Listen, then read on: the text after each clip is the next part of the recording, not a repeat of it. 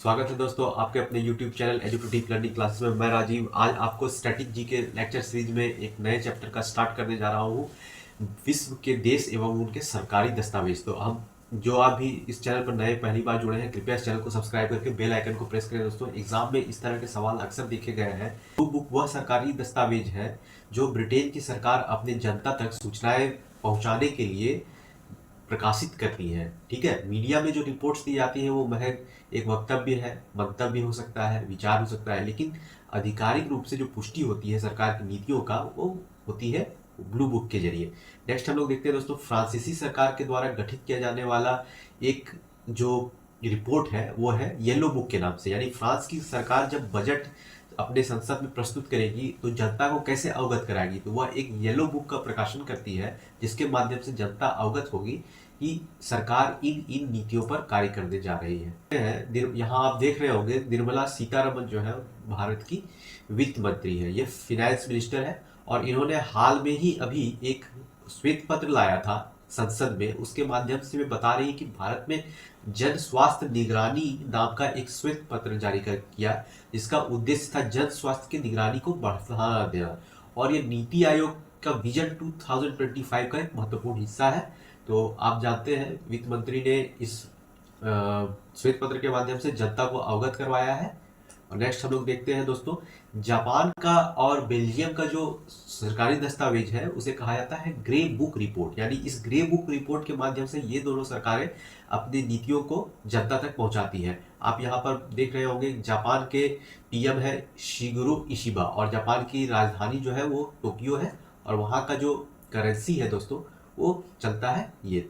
और नेक्स्ट हम लोग देखते हैं इसमें बेल्जियम की जो कैपिटल है वो ब्रसेल है, पीएम का नाम है अलेक्जेंड्रो डी कोरो और बेल्जियम में दोस्तों NATO North Atlantic Treaty Organization का मुख्यालय है। नाटो क्या है? नाटो एक पॉलिटिकल और मिलिट्री ग्रुप है जो कि कुल मिलाकर के 30 देशों प्लस 2 यूनियन से मिलकर के बना है। यानी इसके टोटल मेंबर स्टेट अगर पूछेंगे कोई आपसे तो नाटो में वर्तमान में दोस्तों 32 मेंबर स्टेट है, जिसमें से 30 जो है वो कंट्रीज है और एक है इसमें यूरोपियन यूनियन और दूसरा है नॉर्थ अमेरिका।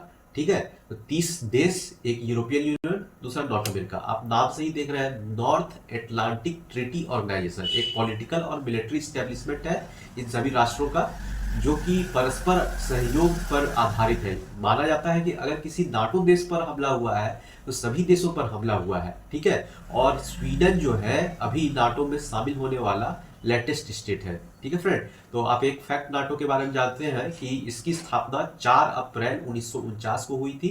तो भारत जो है वह नाटो का मेंबर नहीं है दोस्तों, क्योंकि भारत ने अपनी विदेश नीति में गुटनिरपेक्षता के सिद्धांत को अपनाया था। व्हाइट पेपर 3 राष्ट्र के रिपोर्ट्स इसमें प्रकाशित होते हैं और ये 3 राष्ट्र कौन कौन से हैं? पुर्तगाल है, जर्मनी है और चीन है। ये 3 राष्ट्र के जो सरकारी दस्तावेज की रिपोर्ट है वे व्हाइट पेपर के नाम से पब्लिश किए जाते हैं। पुर्तगाल की राजधानी कहाँ है दोस्तों? लिस्बन, मैंने लिख दिया। और करेंसी कौन सा अपनाता है? यूरो। ठीक है, वहाँ के प्रेसिडेंट है मार्केलो रिबेलो डिसूजा। और जर्मनी जो है वहाँ पर चांसलर सिस्टम है। जर्मनी के चांसलर है ऑलिफ स्कॉल्ज, ये नाम रखना याद है आपको, स्कॉल्ज, ऑलिफ स्कॉल्ज। और चाइना के आप जानते हैं जी जिनपिंग इनका नाम है। ठीक है, जी जिनपिंग। अच्छा दोस्तों, चाइना की जो करेंसी है उसके बारे में मैं बता देता हूँ। चाइना की ऑफिशियल करेंसी का नाम है रेनमिनबी। ठीक है, आप सभी जानते हैं, लेकिन बस एक छोटा सा कंफ्यूजन कभी कभी बच्चों में हो जाता है कि इसका कैपिटल तो युआन हमने सुना है, तो एक्चुअल में क्या है। जैसे भारत, मैं आपको एग्जाम्पल के माध्यम से बतलाता हूँ कि रुपया है। ठीक है, तो 1 रुपया जो है यहाँ का यूनिट है। ठीक है, 1 रुपया जो है वो करेंसी स्मॉलेस्ट यूनिट है और करेंसी क्या है? रुपया।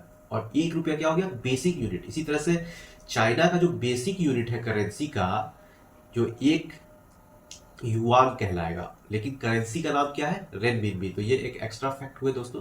तो आप बेसिकली याद रखिएगा कि व्हाइट पेपर जो है वो 3 राष्ट्र अपने अपने सरकारी दस्तावेज को जो प्रकाशित करते हैं उनका नाम व्हाइट पेपर है। इटली, ये दोनों का फ्लैग लगा हुआ है, ऊपर वाला ईरान का, नीचे इटली।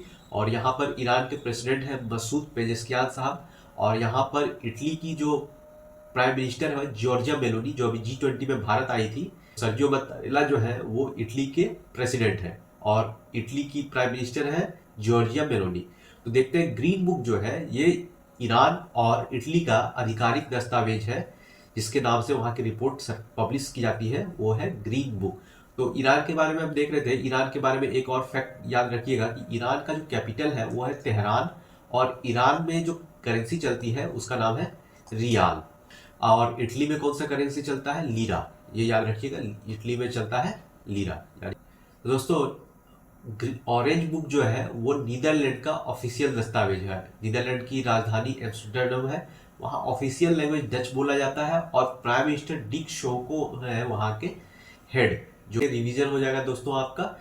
ब्लू बुक्स ब्रिटिश सरकार की द्वारा रिपोर्ट है, ग्रीन बुक ईरान और इटली की रिपोर्ट है, व्हाइट बुक पुर्तगाल, जर्मनी और चीन की रिपोर्ट है, और ऑरेंज बुक नीदरलैंड सरकार की है, और येलो बुक जो है वो फ्रांस की सरकार ज्वाइन करती है। व्हाइट पेपर जो है इंडिया का है, अपना प्यारा भारत का।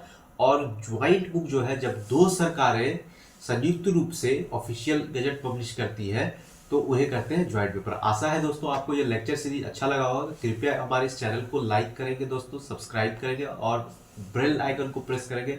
फिर मिलते हैं अगले लेक्चर के साथ। तब तक के दोस्तों जय हिंद, जय भारत, धन्यवाद।